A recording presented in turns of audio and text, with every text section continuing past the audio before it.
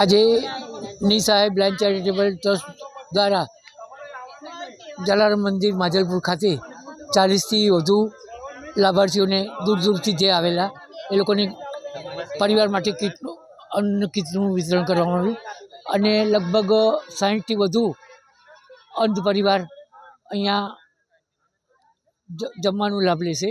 વિવિધ જે ખૂબ ગરીબ પરિવાર છે એ લોકો માટે આવા કાર્યક્રમો યોજવા જોઈએ અને સમાજે આની પ્રેરણા લેવી જોઈએ. એક બેનના પતિની પુણ્યતિથિ હોવાથી આ કાર્યક્રમનું આયોજન કરેલું છે.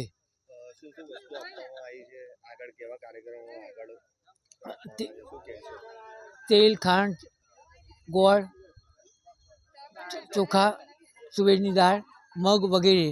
અને આગળ જે અમારા કાર્યક્રમો છે અંધ તથા વિકલાંગ પરિવારોને બગદાણા લઈ જવાનું વિચાર્યું છે.